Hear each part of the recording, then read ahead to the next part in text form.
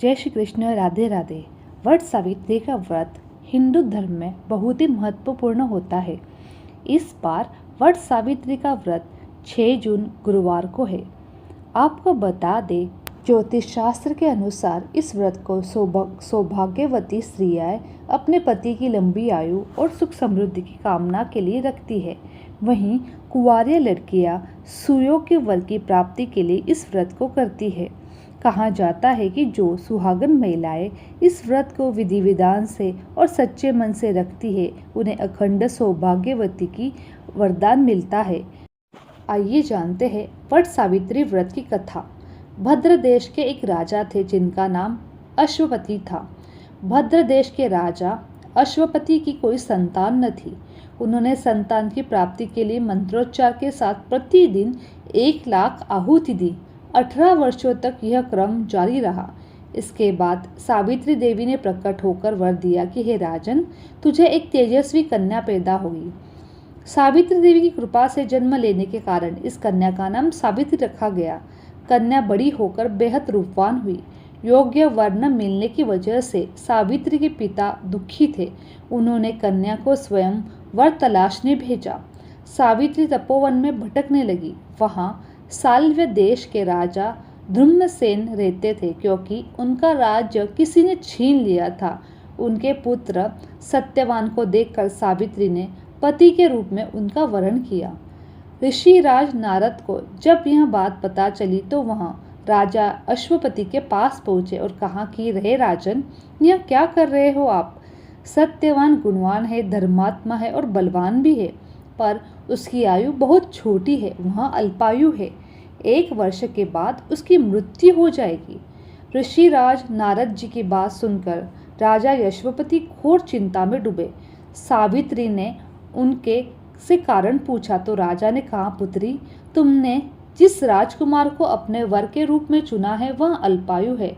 तुम्हें किसी और का अपना जीवन साथी बनाना होगा। इस पर सावित्री ने कहा, पिताजी, आर्य कन्याएं अपने पति का एक बार ही वरण करती है।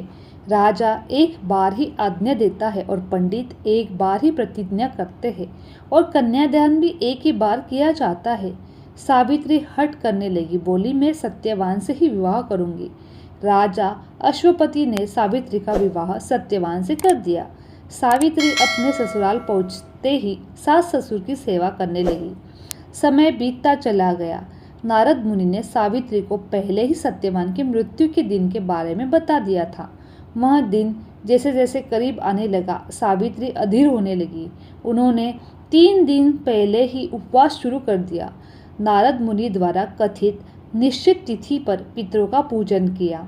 हर दिन की तरह सत्यवान भी उस दिन लकड़ी काटने के लिए जंगल में चले गए। साथ में सावित्री भी चली गई। जंगल में पहुंचकर सत्यवान लकड़ी काटने के लिए एक पेड़ पर चढ़ गए। तभी उसके सर में तेज दर्द होने से कारण वह व्याकुल होकर पेड़ के नीचे उतर गया। सावित्री अपना भविष्य समझ गई। सत्यवान के सर को गोद में रखकर सावित्री सत्यवान का सिर सहलाने लगी। तभी वहां पर यमराज आते दिखे।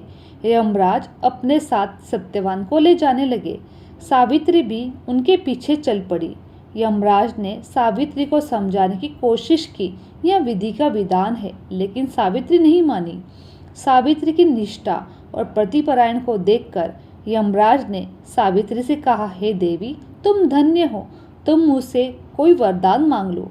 सावित्री ने कहा कि मेरे सास ससुर वनवासी और अंधे हैं, उन्हें आप दिव्य ज्योति प्रदान करें। यमराज ने कहा कि ऐसा ही होगा, जाओ अब लौट जाओ। लेकिन सावित्री अपने पति सत्यवान के पीछे चलती रही। यमराज ने कहा, देवी, तुम वापस जाओ। सावित्री ने कहा, भगवान, मुझे अपने पति के पीछे पीछे चलने में कोई परेशानी नहीं है। पति के पीछे चलना मेरा कर्तव्य है। यह सुनकर उन्होंने फिर से उसे एक वर मांगने को कहा। सावित्री बोली, हमारे ससुर का राज्य छीन गया है, उन्हें वहां वापस दिला दे। यमराज ने सावित्री को यह वरदान भी दे दिया और कहा कि अब तुम लौट जाओ, लेकिन सावित्री पीछे पीछे चलती रही। यमराज ने सावित्री को तीसरा वरदान मांगने को कहा। इस पर सावित्री ने 100 संतानों का वरदान मांगा। यमराज ने इसका भी वरदान सावित्री को दे दिया। सावित्री ने यमराज से कहा, प्रभु मैं एक प्रतिव्रता पत्नी हूँ, आपने मुझे पुत्रवती होने का आशीर्वाद दिया है। यह सुनकर यमराज को सत्यवान के प्राण छोड़ने पड़े। यमराज अंतर्धान हो गए और सावित्री उसी वट वृक्ष के पास आ गई जहाँ उसके पति का मृत शरीर पड़ा था। सत्यवान जीवित हो गया और दोनों खुशी खुशी अपने राज्य की ओर चल पड़े। दोनों जब घर पहुंचे तो देखा माता पिता की दिव्य ज्योति प्राप्त हो गई थी। इस प्रकार सावित्री सत्यवान चिरकाल तक राज्य सुख भोगते रहे। अंत प्रतिव्रता सावित्री के रूप अनुरूप ही प्रथम अपने सास ससुर का उचित पूजन करने के साथ ही अन्य विधियां को प्रारंभ करे। वट सावित्री व्रत करने और इसकी कथा सुनने से, उपवास से वैवाहिक जीवन या जीवन साथी की आयु किसी प्रकार से कोई संकट आया हो वो भी टल जाता है। बोलो सावित्री देवी की जय। तो आइए अब सुनते हैं अमावस्या व्रत की कथा। एक साहूकार के 7 बेटे, 7 बहू और एक बेटी थी। साहूकार के घर पर एक जोगी भिक्षा मांगने आता था। जोगी को साहूकार की बहू भिक्षा देती थी तो वह ले लेता था, लेकिन जब बेटी देती तब वह भिक्षा नहीं लेता था। कहता कि बेटी का सुहागन तो है, पर इसके बाद उसका दुहाग लिखा हुआ है। यह बात सुनकर बेटी को चिंता होने लगी। उसका शरीर कमज़ोर होने लगा।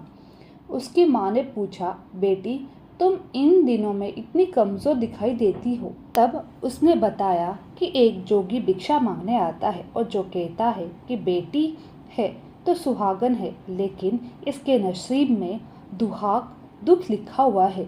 यह बात सुनकर उसकी माँ ने कहा, कल मैं सुनूंगी। अगले दिन जब जोगी भिक्षा लेने आया तो उसकी माँ छुप कर बैठ गई। जब बेटी भिक्षा देने लगी तो जोगी ने वही बात फिर से बोली। इतनी सुनकर उसकी माँ बाहर निकल आई और बोली, एक तो हम तुम्हें भिक्षा देते हैं और तुम ऊपर से हमें गाली देते हो। तब जोगी बोला, मैं गाली नहीं देता, जो सच है वही बोलता हूँ, जो इसके भाग्य में लिखा है वही कहता हूँ। माँ ने जोगी से कहा, तुम्हें यह पता है कि इसके भाग्य में दुहाग लिखा है, तो यह भी पता होगा कि यह दुहाग कैसे दूर होगा। तब जोगी बोला कि 7 समुंदर पार एक सोना धोबन रहती है जो अमावस का व्रत करती है। अगर वह जाकर अपना फल दे दे तो इसका निवारण हो जाएगा, नहीं तो विवाह होते ही इसका पति को सर पर डस लेगा। यह बात सुनकर माँ बहुत रोने लगी और सोना धोबन की तलाश में जाने लगी। चलते चलते रास्ते में तेज धूप पड़ने लगी तो साहूकारनी एक पीपल के पेड़ के नीचे बैठ गई। उस पीपल के पेड़ में एक गरुड़ पक्षी का घोंसला था, जिसमें गरुड़ का छोटा बच्चा था। साहूकारनी को घोंसले के पास एक सर्प जाता दिखाई दिया तो उसने उस गरुड़ के बच्चे को बचाने के लिए उस सर्प को मार डाला और ढाल के नीचे रख दिया। जब गरुड़ और पंखिनी आए तो घोंसले के पास खून देखकर क्रोधित हो उठे और साहूकारनी को चोंच मारने लगे। तब साहूकारनी बोली, मैंने तो तुम्हारे बच्चे की जान बचाई है। यह सर्प तुम्हारे बच्चे को डसने वाला था, मैंने इसे मारकर गिरा दिया है। गरुड़ ने सर्प की ओर देखकर कहा, तुमने हमारे बच्चे की जान बचाई है, अब तुम्हें जो मांगना है मांगो। तब साहूकारनी बोली, मुझे 7 समुंदर पार सोना धोबन के घर ले जाओ। गरुड़ ने साहूकारनी को अपने पीठ पर बिठाकर 7 समुंदर पार सोना धोबन के घर छोड़ आया। वहां जाकर साहूकारनी ने सोचा कि सोना धोबन को कैसे राजी किया जाए। सोना धोबन के 7 बेटे बहू थे। उसकी 7 बहुएं काम को लेकर रोज लड़ाई करती थी और काम भी नहीं करती थी। एक रात को जब सो जाते तब साहूकारनी सोना धोबन के घर जाती और घर का सारा काम करती। गायों को नहलाना, घर की सफाई करती, रसोई का काम करती, चौका बर्तन करती, आटा पीसती, कपड़े धोती, पानी भरती और दिन होने से पहले चली जाती। बहुएं सोचती कि यह सारा काम कौन कर रहा है, लेकिन कभी एक दूसरे को पूछती नहीं कि यह सब काम कौन कर रहा है। एक दिन सोना धोबन ने कहा कि तुम आजकल लड़ती भी नहीं हो और काम भी ठीक से कर रही हो। तो बहुएं ने कहा कि सासू जी, काम तो हमें ही करना पड़ता है, चाहे हम लड़कर करें या राजी करें। इसलिए लड़ाई करने से क्या फ़ायदा। सोना दोबर ने सोचा कि आज देखे जाए कि कौन सी बहू काम करती है, और वह रात को सोई नहीं। उसने देखा कि रात को एक स्त्री आई और पूरा काम करके जाने लगी। तो सोना दोबन बोली कि तुम कौन हो और तुम्हें ऐसी क्या ज़रूरत है जो तुम इतना काम कर रही हो। साहूकारनी ने कहा कि ज़रूरत है तभी तो इतना काम कर रही हूँ। सोना दोबर ने पूछा कि तुम्हें क्या चाहिए। साहूकारनी बोली, पहले तुम वचन दो तब मैं बताऊंगी। सोना दोबर ने वचन देकर कहा कि अब बताओ। साहूकारनी बोली, मेरे बेटी के भाग्य में दुहाग लिखा हुआ है, इसलिए आप चलकर उसे सुहाग दे। सोना दोबन अपने बेटे बहू से बोली कि मैं तो साहूकारनी के साथ जा रही हूँ। यदि यदि पीछे से तुम्हारे पिताजी की तबीयत खराब हो जाए तो तेल घी के कूप में डालकर छोड़ देना। फिर दोनों जन साहूकारनी के घर चली जाती है। साहूकारनी की बेटी का ब्याह होने लगा। दूल्हा फेरों में बैठ गया। सोना दोबन ने दूल्हे के घुटने के पास कच्चा करवा रखा, उसमें दूध डाला और तात का तार लेकर बैठ गई। थोड़ी देर बाद सर्प दूल्हे को डसने के लिए आया। सोना दोबन ने करवा आगे रखा और तार से बांध लिया, लेकिन दूल्हा डर के मारे मर गया। तब सोना दोबन ने टिक्की में से रोड़ी निकाली, मांग में से सिंदूर निकाला, आँख में से काजल निकाला और मेहंदी निकालकर छोटी उंगली से छींटे मारे और बोली, आज दिन तक मैंने जितनी अमावस्या करी है उनका फल तो साहूकारनी की बेटी को लग जाए, और आगे जो अमावस्या करूं वह मेरे बेटे बहू को लगे। इतना कहते ही दूल्हा जीवित हो गया और सब अमावस्या माता की जय बोलने लगे। सोना दोबन वापस जाने लगी तब साहूकारनी बोली, तुमने मेरे जवाई को नया जीवन दान दिया है, इसलिए कुछ भी मांगो। वह बोली, मुझे तो कुछ नहीं चाहिए, सिर्फ एक हांडी दे दो। वह हांडी लेकर चली जाती है और रास्ते में अमावस्या आती है तो हांडी का 108 बार परिक्रमा लगाकर पीपल के पेड़ के नीचे गाड़ कर घर जाती है। घर जाकर देखती है तो उसका पति मरा हुआ और तेल और घी के रूप में पड़ा है।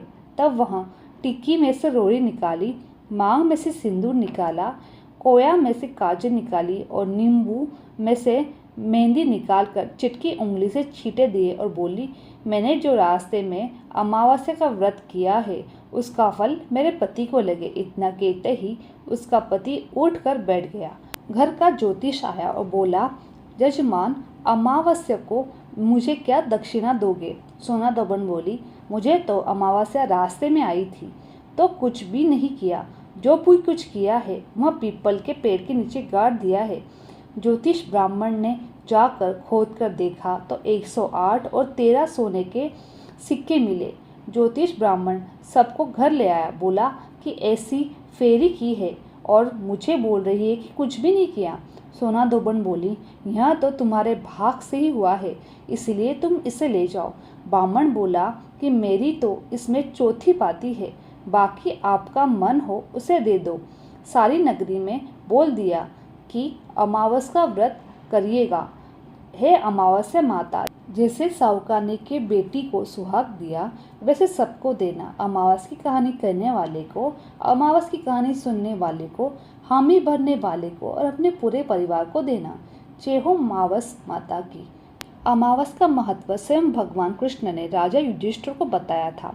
ऐसा माना जाता है कि जो भक्त अमावस का व्रत रखते हैं उन्हें नैतिक और कुलिक संतान के साथ लंबी उम्र में मिलती है। जो लोग इस दिन गंगा जैसी पवित्र नदी में डुबकी लगाते हैं वे अपने अतीत और वर्तमान के पापों से छुटकारा पा लेते हैं, साथ ही सभी बाधाओं को दूर हो जाती है।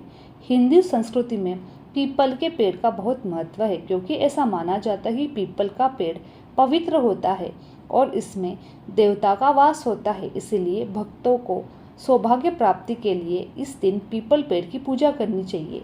विवाहित महिलाएं भी अपने पति की लंबी उम्र के लिए अमावस का व्रत रखती है। यदि अविवाहित महिलाएं इस दिन व्रत रखती है तो उन्हें अच्छे और सुयोग्य वर की प्राप्ति होती है।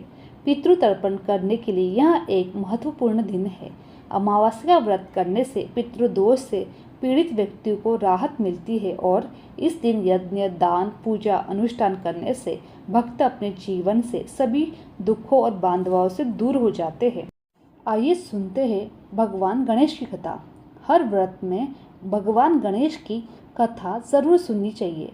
महिलाएं खासकर अपने पति की लंबी आयु के लिए भगवान श्री गणेश की पूजा जरूर करती है। ऐसा मान्यता जाता है कि भगवान श्री गणेश की पूजा करने से पति की लंबी आयु होने के साथ ससुराल में हमेशा खुशियों से भरा रहता है। वहाँ कोई भी दरिद्रता कभी नहीं आती है। तो आइए जाने सुहाग की लंबी आयु देने वाली गणेश भगवान की अद्भुत कहानी। एक समय की बात है, एक भाई बहन रहते थे। बहन का नियम था कि वह अपने भाई का चेहरा देख ही खाना खाती थी। हर रोज वह सुबह उठती थी और जल्दी जल्दी सारा काम करके अपने भाई का मुंह देखने के बाद ही घर जाती थी। एक दिन रास्ते में एक पीपल के नीचे गणेश जी की मूर्ति रखी थी। उसने भगवान के सामने हाथ जोड़कर कहा कि मेरे जैसा अमर सुहाग और मेरे जैसा अमर पीहर सबको दीजिए। यहाँ कहकर वह आगे बढ़ जाती थी। जंगल की झाड़ियों के कांटे उसके पैरों में चुभा करते और वह जाती। एक दिन भाई के घर पहुंची और भाई का मुंह देखकर बैठ गई। तो भाभी ने पूछा, पैरों में क्या हो गया है? यह सुनकर उसके भाभी को जवाब दिया कि रास्ते में जंगल के झाड़ियों के गिरे हुए कांटे पाँव में चुभ गए हैं। जब वह वापस अपने घर जाए तब भाभी ने अपने पति से कहा कि रास्ते को साफ करवा दो, आपकी बहन के पाँव में बहुत सारे कांटे चुभ गए हैं। भाई ने तब कुल्हाड़ी लेकर सारी झाड़ियों को काट कर रास्ता साफ कर दिया, जिससे गणेश जी का स्थान भी वहां से हट गया। यह देखकर भगवान को गुस्सा आया और उसके भाई के प्राण भगवान ने हर लिए। लोग अंतिम संस्कार के लिए आए। जब भाई को ले जा रहे थे तब उसकी भाभी रोते हुए लोगों से कही कि थोड़ी देर रुक जाओ, उसकी बहन आने वाली है। वह अपने भाई का मुंह देखे बिना नहीं रहती है, उसका यह नियम है। तब लोगों ने कहा, आज तो देख लेगी, कल कैसे देखेगी? रोज दिन की तरह बहन अपने भाई का मुंह देखने के लिए जंगल में से निकली। तब जंगल में उसने देखा कि रास्ता साफ किया हुआ है। जब वह आगे बढ़ी तो उसने देखा सिद्धि विनायक को भी वहां से हटा दिया गया है। तब उसने जाने से पहले गणेश जी को एक अच्छे स्थान पर रखकर उन्हें स्नान करवाया और हाथ जोड़कर बोली, भगवान मेरा जैसा अमर सुहाग और मेरा जैसा अमर पीहर सबको देना। और फिर बोलकर आगे निकल गई। भगवान तब सोचने लगे कि अगर इसकी नहीं सुनी तो हमें कौन मानेगा, हमें कौन पूजेगा। तब सिद्धि विनायक ने उसे आवाज़ दी, बेटी इस खेचड़ी की 7 पत्तियां लेकर जा और उसे कच्चे दूध में घोलकर भाई के ऊपर छींटे मार देना, वह उठकर बैठ जाएगा। यह सुनकर जब बहन पीछे मुड़ी तो वहाँ कोई नहीं था। फिर वह सोचने लगी कि ठीक है, जैसा सुना है वैसा कर लेती हूँ। फिर वह 7 खेचड़ी की पत्तियां लेकर अपने भाई के घर पहुंची। उसने देखा वहाँ कई लोग बैठे हुए हैं। भाभी बैठी रो रही है, भाई की लाश रखी हुई है। तब उसने उस पत्तियों को बताए हुए नियम की तरह भाई के ऊपर इस्तेमाल किया। तब भाई उठकर बैठ गया। भाई बोला कि बहन मुझे बहुत गहरी नींद आ गई थी। तब बहन बोली, यह नींद किसी दुश्मन को भी न आए। उसने सारी बात अपने भाई को बता दी।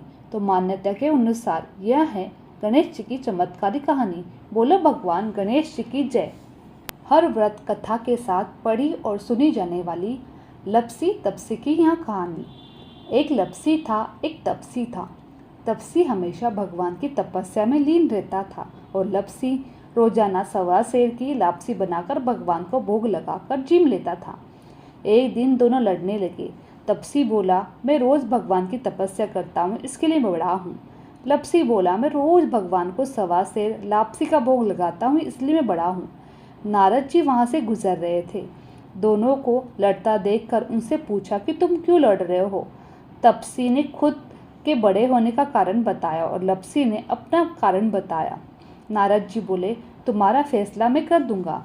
दूसरे दिन लपसी और तपसी नहाकर अपनी रोज की भक्ति करने के लिए आए तो नारद जी ने छुपकर 1.25 करोड़ की एक अंगूठी उन दोनों के आगे रख दी। तपसी की नज़र जब अंगूठी पर पड़ी तो उसने चुपचाप अंगूठी उठाकर अपनी नीचे दबा ली और लपसी की नज़र अंगूठी पर पड़ी, लेकिन उसने ध्यान नहीं दिया। भगवान को भोग लगाकर लापसी खाने लगा। नारद जी सामने आए तो दोनों ने पूछा कि कौन बड़ा। तो नारद जी ने तपसी से खड़ा होने का कहा। वह खड़ा हुआ तो उसके नीचे दबी हुई अंगूठी दिखाई पड़ी। नारद जी ने तपसी से कहा, तपस्या करने के बाद भी तुम्हारी चोरी करने वाली आदत नहीं गई, इसीलिए लपसी बड़ा है और तुम्हें तुम्हारी तपस्या का कोई भी फल नहीं मिलेगा। तपसी शर्मिंदा होकर माफ़ी मांगने लगा। उसने नारद जी से पूछा कि मेरी तपस्या का फल कैसे मिलेगा। नारद जी ने कहा, यदि कोई गाय और कुत्ते की रोटी नहीं बनाए तो फल तुझे मिलेगा। यदि कोई ब्राह्मण को भोज करवा कर दक्षिणा नहीं देगा तो फल तुझे मिलेगा। यदि कोई साड़ी के साथ ब्लाउज नहीं देगा तो फल तुझे मिलेगा। यदि कोई दिए से दिया जलाएगा तो फल तुझे मिलेगा।